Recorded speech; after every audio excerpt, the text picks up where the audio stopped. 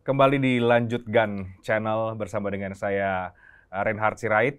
Kali ini saya mau bahas mengenai survei elektabilitas ya paslon capres yang belakangan juga tengah ramai dikeluarkan oleh sejumlah lembaga survei. Tapi juga yang menarik adalah temuan dari survei internal tim pemenangan nasional Ganjar Mahfud terkait dengan angka-angka terbaru dari elektabilitas Ganjar dan juga Mahfud MD yang beberapa waktu yang lalu disampaikan oleh Deputi Politik 5.0 TPN Ganjar Mahfud, Mas Andi Wijayanto. Apa saja temuannya dan bagaimana kemudian menjelaskan hasil survei ini kepada masyarakat? Saya akan langsung tanyakan ke Mas Andi Wijayanto, Deputi Politik 5.0. Mas Andi, apa kabar? Sehat? Sehat, makasih diundang. Selamat datang di Lanjutkan Channel. Nah, ini udah ada gelasnya lengkap dengan salam tiganya, salam demokrasinya. Mas, langsung saja ini soal temuan yang terbaru ya, survei ya, yang kemarin Mas Andi sampaikan ya, kalau saya tidak salah 35% ya untuk 37 ya, 37 Pak Ganjar dengan Prof Mahfud, sementara Prabowo Gibran itu di angka 41, Anies Muhaimin di bawahnya paling terakhir 21. Lah ya. 21. Ya. Bagaimana menjelaskan survei ini sebetulnya, Mas? Ini triangulasi kalau saya tidak salah. Jadi angka itu dari mana munculnya? Ya, itu triangulasi lintas metode. Jadi kami secara rutin menggabungkan hasil-hasil survei konvensional ya, seperti yang dilakukan oleh CSIS kemarin atau indikator. Sebelumnya ada Kompas gitu. Kami juga melakukan survei konvensional sendiri, lalu ditriangulasi, ditambahkan, digabungkan dengan metode FGD yang dilakukan di 31 kota. Biasanya sekali FGD itu terbatas 10-12 orang, tapi total yang bisa pendapat yang bisa kami dapatkan dari FGD 31 kota itu sekali bergerak sekitar 3.000 orang. Lalu kami ada generatif predictive analysis ya untuk media. Kalau permainan normal dalam saya ngelihat 1 jam terakhir ini, karena kami bisa menarik data real time, itu bisa 2,4 juta titik data percakapan. Di media baik online maupun media sosial yang kami tarik ya, yang membuat kami sulit di media online ketika mesin ini di-upgrade untuk pemilu 2024 adalah kemunculan TikTok ya misalnya. Jadi sudah kami sesuaikan sehingga kalau dulu 2014 mesin ini sangat mengandalkan Twitter, sekarang X itu sudah relatif mungkin tinggal 9% ya, sementara YouTube, Facebook, Instagram, dan TikTok yang membesar porsinya.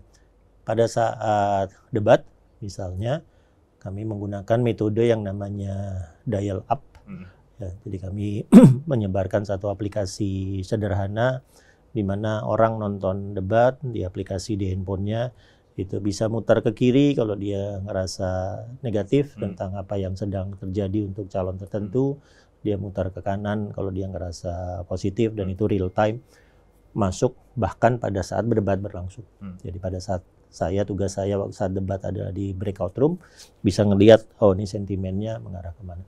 Nah, gabungan seperti itu kami dapatkan tiap hari. Ya, jadi setiap hari jam 11 pagi ya ada rapat rutin membahas kecenderungan 24 jam, membahas kecenderungan 7 hari, dan kemudian melihat tarikan dari triangulasi itu sejak tanggal 28 November, hari pertama kampanye. Ya, ketika saya menyampaikan hasil terakhirnya di Cemara 19, ya di Media Center, hasil tarikan terakhirnya sebetulnya sudah relatif stabil dalam 2 minggu. Jadi biasanya 02 itu ada di angka 38 sampai 41 atau 42, 03 kita ada di angka 36, 40 ya, pernah 41, sementara 01 itu relatif stabil di angka 20-22. Jadi berdasarkan itu kalau saya membuat prediksi ke 14 Februari, nomor satunya akan 02 di angka 40, 39 atau 40, nomor 2-nya akan 03, mepet-mepet ke 01 di angka 36, 38, lalu 01-nya akan berada di angka 20, 22, yaitu predictive analysisnya. Mesin itu akurat membuat prediksi hingga kira-kira 5-7 hari ke depan. Jadi sekarang saya ngelihat tadi prediksinya sudah ada sampai kira-kira nanti 5 Januari. Ya, prediksi angkanya sudah ada 5 Januari, kita sudah lihat Prabowo trennya bagaimana, Mas Ganjar trennya gimana, Anies trennya seperti apa. Nah, salah satu lagi yang dihasilkan oleh mesin itu memang sentimen ya, sentimen positif atau sentimen negatif. Misalnya hari ini sejak kampanye dimulai tanggal 28 sampai sekarang, Mas Ganjar dengan Pak Mahfud itu stabil di ruang positif, di sentimen. Ini sentimen ya? Ya, sentimen positif itu stabil gitu. Jadi bahkan Mas Ganjar total sentimen per 7 hari itu ada di 40%, sentimen positifnya, Pak Mahfud ada 38%. Dan itu kami kaget sebetulnya dengan data itu. Karena ketika mesin ini kami pakai di 2018-2019 untuk Pak Jokowi mencapai sentimen 30% saja positif sudah setengah mati. Ya, sementara Mas Ganjar 40, Pak Mahfud 38. Kami misalnya tertarik ketika melihat untuk kami Caimin itu tidak ada negatif signifikan ya. Tidak blunder, tidak ada kasus yang signifikan gitu ya. Waktu debat walaupun ada masalah tentang SGII tapi sebetulnya menghasilkan simpati, tapi bergeraknya di sentimen negatif sampai hari ini. Ya, hari ini Caimin itu di mesin kami sentimen positifnya signifikan, ya bahkan di atas Anies. Tapi kalau Pak Prabowo Gibran itu cenderung berada di sentimen negatif. Jadi dari net sentimennya positif negatif itu. Nah biasanya ketika kami kemudian menggabungkan antara survei konvensional, dial up, lalu kemudian predictive analysis dari media yang sekarang bacanya sangat mudah karena dibantu oleh machine learning dan artificial intelligence, semua itu kami gabungkan, kami bisa membuat prediksi ke depan. Nah, kalau per hari ini prediksinya 02 akan di 40%, 03 akan di 36, sekian persen, lalu 01-nya akan di 20-21%. Oke, menarik. Tadi Mas Andi juga menyampaikan pernah menggunakan mesin ini pada Pak Jokowi ya. Metode yang sama mungkin atau bagaimana? Artinya saat itu hasilnya seperti apa, dan kalau kemudian digunakan lagi hari ini, akurasi itu juga masih bisa dipercaya artinya ya Mas Andi ya? Ya, waktu 2014 generatif predictive analysis ini betul-betul mengandalkan Facebook dan Twitter. Ya, Facebook membaca community ya, itu relatif lebih mudah. Twitter kita membaca pertarungannya. Begitu masuk ke 2018-2019 sudah mulai muncul misalnya YouTube dengan Instagram. Tapi di 2018-2019 Facebook dengan Twitter masih menjadi platform utama. Nah, pada saat 2018-2019 itu kita punya Prabowo Sandi berhadapan dengan Jokowi dan Maruf Amin. Ya, saat itu seperti Pak Jokowi bertarung lawan 2 orang. Ya, sendirian lawan Prabowo dengan Sandi. 2018-2019 di predictive analysis kami lebih repot mengantisipasi mitigasi langkah-langkah Mas Sandi daripada Pak Prabowo. Mas Sandi itu yang melejitnya signifikan baik dari reach, baik dari engagement, baik dari positif sentimen, dukungan dari satu kelompok yang biasanya tidak muncul secara signifikan waktu 2018-2019 dari emak-emak misalnya saat itu betul-betul merepotkan kami ya sehingga kami harus menghasilkan satu strategi khusus ya untuk Mas Sandi. Kalau Pak Prabowo-nya kita sudah tahu apa yang harus dilakukan, seperti sekarang 2024 apa yang harus dilakukan untuk Pak Prabowo kita sudah tahu. Sekarang menariknya Gibran apa yang harus dilakukan dengan Gibran. Sama seperti 2015 ke Mas Andi. Pak Jokowi tahu predictive analysis yang kami lakukan berbasis mesin ini. Kami pakai kode tertentu yang Pak Jokowi pasti ngerti kalau saya menyampaikannya. Pada saat 2019 hari nyoblos, ya itu kira-kira belum jam 10 pagi, saya sudah bertemu Pak Jokowi memberi selamat. Pak, selamat Bapak terpilih lagi karena predictive analysisnya sudah mengatakan Bapak menang di angka 55-56. Ya, itu di 2019. Nah, kemampuan prediktif ini sekarang diperkuat karena mesin learning-nya sudah kuat, ya, dan kemudian ada artificial intelligence. Ya, artificial intelligence yang benar-benar bisa bahkan membantu bukan saja menarik data secara cepat, tapi juga membantu ketika membuat algoritma, membuat prompt, yang dulu 2018-2019 masih sangat-sangat mengandalkan data scientist. Ya, sekarang AI-nya sudah bisa diminta untuk membuat prompt, misalnya, sehingga kita bisa dengan cepat menarik data. 2018-2019 saya tidak memiliki kemampuan untuk membaca sentimen pada saat debat berlangsung. Ya, di 2023 ini, di debat 1, debat 2, debatnya sedang berlangsung, di gadget saya keluar ya sentimennya seperti apa, sehingga kami yakin Mas Ganjar berada di track yang benar, Pak Mahfud berada di track yang benar. Jadi berdasarkan sentimen, misalnya kelihatan Mas Gibran itu memang naik signifikan di pembuka, mirip-mirip dengan Pak Mahfud.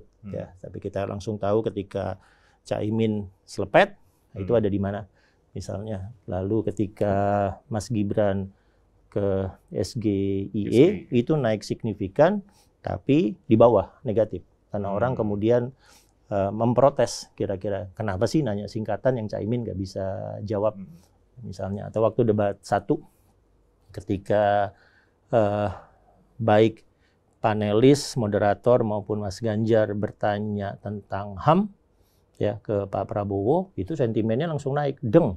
Lalu kami punya mesin yang paralel, melihat Google Search tertinggi waktu debat 1, terutama untuk Y dan Z adalah anak-anak muda yang Google Prabowo HAM.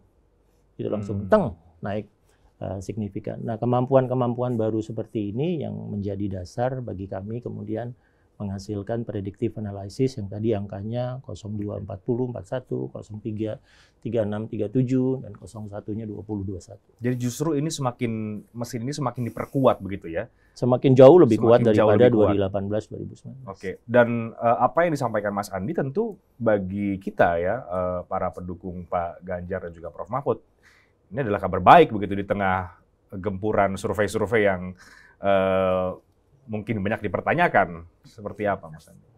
Ya pengalaman 2014, 43 lembaga survei yang kami amati. Dari 43 lembaga survei yang kami amati selama Pilpres 2014, hanya 7 yang meramalkan Jokowi JK menang.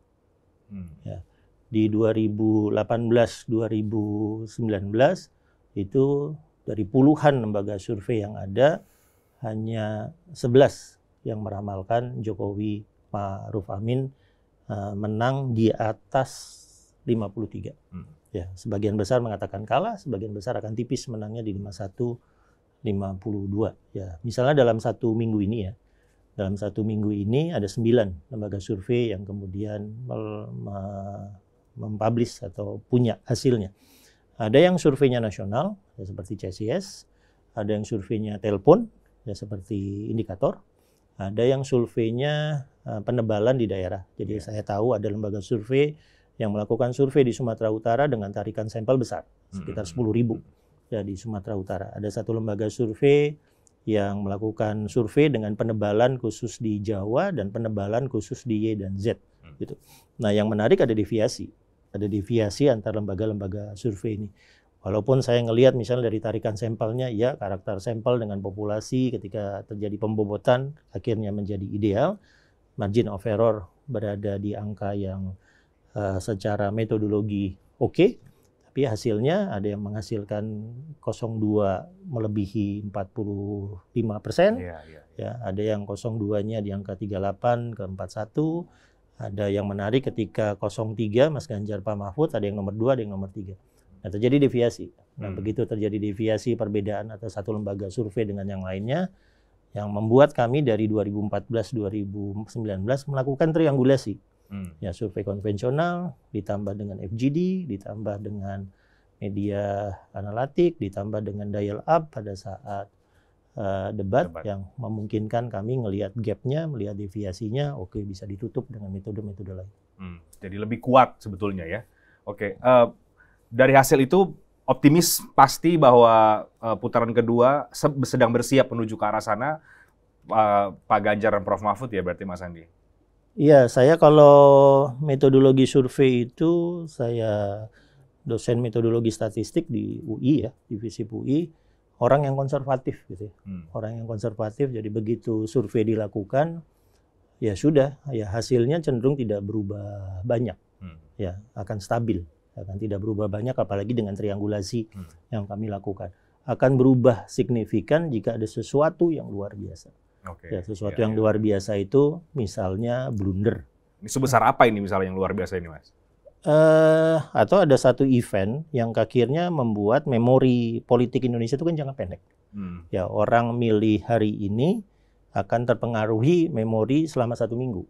Bukan memori 3 tahun, 5 tahun yang lalu. Akan terpengaruhi memori 1 minggu. Makanya di 2014 kami punya salam 2 jari. Ya, pada saat kami punya salam 2 jari, ada blunder yang memprotes tentang Hari Santri bersamaan. Ya, di seminggu terakhir yang bersamaan dapat kami. Ya, memori pendek di seminggu terakhir itu kami dapat waktu 2014. Di 2019 relatif tidak ada blunder skandal yang signifikan, tapi mesin partai waktu itu sangat-sangat kuat di Jawa Tengah.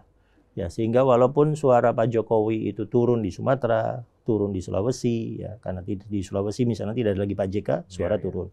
Di Sumatera, suara turun. Tapi karena Jawa Tengah, waktu 2019 itu naik signifikan, itulah yang menyumbang 53 menjadi 55. Kalau seandainya Jawa Tengah di bawah 60 saja, ya mungkin hasilnya berubah. Tapi Jawa Tengah itu naik signifikan. Jadi benar-benar ngelihat Jawa Tengah dengan Mbak Puannya, dengan Mas Bambang Pacul, dengan Mas Ganjar, dengan Mas Rudi yang bergerak di Jawa Tengah 2019, inilah penyumbang kemenangan 53 menjadi 55 di 2019 tanpa ada blunder, tanpa ada skandal. Ya, jadi stabil sebetulnya suara itu stabil. Nah, sama seperti sekarang suara selama 1 bulan kami amati ya sudah stabil 0140 di 3638, 01 di 20. 02 di 40. Ya, 02 di 40. Mas Prabowo di 40, Mas Ganjar di 3638, lalu Mas Anies di 20. 22 itu udah relatif stabil, kecuali di debat 3 ada blunder, di debat 4 ada skandal, atau nanti di debat 5 pada saat kampanye terbuka berdasarkan sonasi, salah satu dari paslon berhasil melakukan satu event yang dulu 2014 itu kayak membuat orang wow, kaget dengan event salam 2 jari misalnya. Oke, menarik nih. Jadi Pak Prabowo Gibran 41% ya sekitar itu, kemudian Pak Ganjar Mahfud di 38 ya, 38% dari yang terbaru yang kemudian tadi Mas Andi Wijayanto sudah sampaikan. Dari angka ini ke depan ini kan masih ada sekitar 1 bulan lebih ya sebelum pencoblosan, Mas Andi. Ada perubahan strategi kah atau apa yang kira-kira bisa dibagikan berdasarkan temuan yang terbaru ini atau bagaimana? Ya yang paling penting ada 3 debat lagi. Ya, 3 debat, ada debat pertahanan yang seharusnya menjadi debat utamanya Pak Prabowo. Lalu ada debat tentang lingkungan ekonomi hijau yang lagi-lagi debat cawapres. Nah, di debat cawapres ini menarik karena akan ada 2 cawapres yang kesel. Ya, Caimin yang kesel ke Mas Gibran karena singkatan, Pak Mahfud yang kesel dengan Mas Gibran karena ditanyakan di luar topik. Jadi ada 2 cawapres yang kesel. Ya, jadi bisa dilihat gimana di debat 4. Debat 5 itu debatnya presiden, tapi itu topiknya Anies dengan Ganjar yang sama-sama pernah gubernur. Itu topik tentang kesejahteraan. Ya, topik tentang infrastruktur sosial dan seterusnya yang mestinya topiknya Mas Anies dengan Mas Ganjar. Tapi yang menarik nanti ada 21 Januari sampai 10 Februari yang mulai kampanye terbuka. Ya, kampanye terbuka di zona-zona yang ditetapkan oleh KPU. Ya, itu intinya adalah main di akar rumput, bagaimana antara tim pemenangan dengan partai, dengan relawan, itu gandengan. Ya, itu intinya ada di situ, dan kemampuan untuk berkreasi, membuat event-event yang tadi memicu memori jangka pendek sebelum nyoblos. Kuncinya ada di situ. Mas, ini mau terakhir ya kita. Ini kan juga di temuan survei yang dilakukan juga di internal ini, Mas Andi kemarin sebut juga ada rebound sebenarnya Mas Ganjar ya. Ini faktor apa ini, Mas? Apa yang membuat akhirnya rebound dan terjadi kenaikan angka ini? Saya pikir kombinasi ya. Kombinasi ya. Akhirnya kita bergerak dengan mengoptimalisasi karakter personal, karakter pribadi, karakter kepemimpinan dari Mas Ganjar dengan Pak Mahfud. Ya. Saya ini kampanye Pilpres saya yang ke-6 dalam hidup saya. Kemarin debat presiden yang saya kawal yang ke-12. Jadi salah satu rumus pertama saya adalah do not try to change your candidate. Ya, do not change your candidate. Ya, be true to their character. Ya, pertahankan karakter terkuat mereka. Dan tampaknya dari 28 November di debat 1, debat 2, Mas Ganjar dengan Pak Mahfud mengeluarkan karakter utamanya, karakter aslinya, tidak perlu dikemas macam-macam. Nah, itu satu. Terus yang kedua, ya kemampuan kemudian untuk menawarkan program yang memang menjadi kegelisahan masyarakat. Ya, program-program yang real. Ya, program-program yang real dan masuk akal. Ya, yang tidak membuat masyarakat gelisah. Misalnya, jadi ketika tiba-tiba kemarin Pak Mahfud bertanya tentang rasio pajak 23%, ya, di kepala masyarakat kan itu artinya naikkan pajak. Ya, naikkan pajak. Kemarin Bang Eriko ya di salah satu acara TV ya mengatakan 1% kenaikan rasio pajak itu artinya negara harus berusaha narik 106 triliun rupiah. Jadi kalau total berusaha menaikkan pajak sehingga rasio pajaknya ke 23%, itu 2.200 triliun. Ya, angka yang besar. Nah, itu gelisah. Ya, jadi itu ada lagi-lagi ada rumus dasar kampanye yang ditabrak oleh 02 tentang naikkan pajak. Sementara kita tidak. Kita menawarkan 21 program yang nilainya 500 triliun per tahun, yang kemudian orang bandingkan Mas Ganjar, Pak Mahfud menawarkan 21 senilai 500 triliun yang terkait dengan 17 juta lapangan pekerjaan, 1 desa, 1 puskesmas, 1 desa, 1 mobil akses untuk disabilitas. Misalnya ada beasiswa untuk anak prajurit, Bayangkara, itu 21 programnya dirinci oleh Pak Mahfud di penutup debat. Nilainya 500 triliun. Sementara di sana uang sebanyak itu hanya untuk makan. Nah, kemudian yang gratis. Komparasinya terjadi. Nah, begitu hal-hal ini muncul di publik, sentimen positif Mas Ganjar dengan Pak Mahfud naik. Dan yang saya juga agak kaget sebetulnya, karena di debat 1, debat 2, walaupun dan selama kampanye-kampanye, Mas Ganjar dengan Pak Mahfudnya yang kemudian banyak hal-hal yang dulu di 2019 kami sebut kampanye receh. Ya, kampanye yang tidak berat. Kampanye yang membuat diferensiasi tapi tidak berat. Ya, kampanye yang tidak berat itu misalnya tulisan satset, sepatu yang ada satsetnya, baju daerah, kemeja ungu, kemeja pink, salam demokrasi gitu ya. Itu kampanye receh yang orang tidak melihat apa programnya, tapi kemudian relate, oh ini diferensiasi. Ya, Mas Ganjar pakai baju Rote, Pak Mahfud pakai baju Madura, di sana bajunya sama persis dengan debat 1 dan debat 2. Mas Ganjar dengan Pak Mahfud ganti baju sehingga ungu dengan pink. Saya pikir kemarin itu politisi pria pertama yang pakai baju pink ya muncul di TV nasional ya Mas Ganjar. Ya, kemudian dengan Pak Mahfud yang baju ungu mudanya, itu kampanye receh. Ya, kampanye receh yang dulu 2019 Pak Jokowi kuat banget. Ya, Pak Jokowi kuat banget. Kampanye recehnya Pak Jokowi itu ya misalnya Pak Jokowi jalan-jalan di mall main dengan Jan Etes, gitu kan. Itu receh banget, nggak ngomong program, nggak ngomong apa-apa, tapi cuma itu aja, itu udah jadi receh. Yang kemudian memunculkan keingintahuan orang. Nah, itulah sentimen positif yang dihasilkan selama ini untuk Mas Ganjar dengan Pak Mahfud. Mas Andi terakhir ya, ini kan sesuai nama podcastnya kan lanjutkan ya. Tentu Pak Ganjar dipercaya bisa melanjutkan hal-hal baik dari pemerintahan Pak Jokowi sekarang ini yang juga sudah baik. Tadi Mas Andi mengatakan do not change your candidates gitu. Kalau dari kacamata Mas Andi sebetulnya kepemimpinan atau karakter Pak Ganjar dan Prof Mahfud ini sekali lagi seperti apa yang akhirnya memang membuat kedua tokoh ini memang yang paling tepat untuk melanjutkan pemerintahan saat ini? Saya rasa itu bisa dirangkum dengan tagline satset dan tastes. Ya. Satsetnya Mas Ganjar yaitu menunjukkan Mas Ganjar memang orang yang lincah bergerak ke bawah, ya, sehingga ketika melakukan belusukan, melakukannya lebih dari sekedar belusukan, tapi yang disebut belusukan plus karena menginap di rumah warga. Menginap di rumah warga sehingga bisa berinteraksi mulai dari makan malam, nanti bangun sholat subuh, Mas Ganjar lari pagi, sarapan pagi. Nah, belusukan plusnya dilakukan oleh Mas Ganjar untuk menyelesaikan masalah-masalah secara cepat. Ya, Pak Mahfud dengan tasnya, ya kalau tastes itu kira-kira kalau mau dipanjangin lagi itu adalah tuntas dan tegas.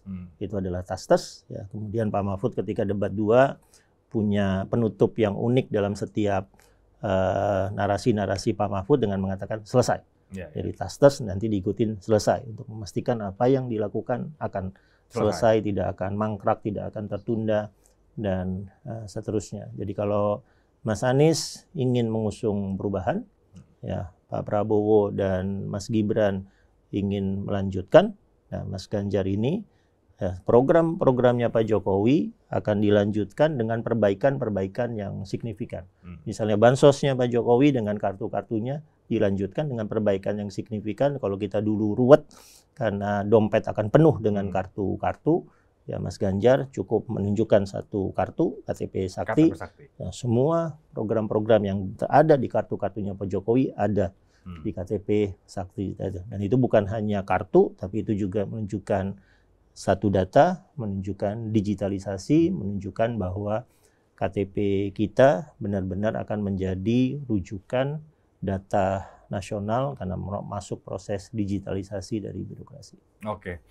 Jadi KTP Sakti pun banyak yang memberikan informasi juga Mas Andi, banyak diterima dengan sangat baik ya oleh masyarakat yang tadi Mas Andi katakan. Jadi nggak perlu repot-repot banyak, tapi cukup satu ini udah sangat sakti untuk masyarakat ke depan. Mudah-mudahan temuan-temuan angka-angka survei yang tadi disampaikan oleh Mas Andi Wijayanto ini bisa membangkitkan ya semangat dari para pendukung Pak Ganjar juga Pak Mahfud untuk terus fokus mengkampanyekan kedua tokoh ini, program-program kerjanya seperti apa, sampai kemudian nanti di tanggal 14 Februari, dan bersiap artinya paling tidak sampai dengan survei yang Mas TPN yang terbaru ini adalah putaran kedua ya, bersiap untuk arah situ. Terima kasih banyak Mas Andi Wijayanto untuk waktunya di Lanjutkan Channel. Nanti kita akan banyak lagi mengundang tokoh-tokoh, para narasumber untuk berdiskusi banyak mengenai situasi politik saat ini dan juga tentu untuk mendukung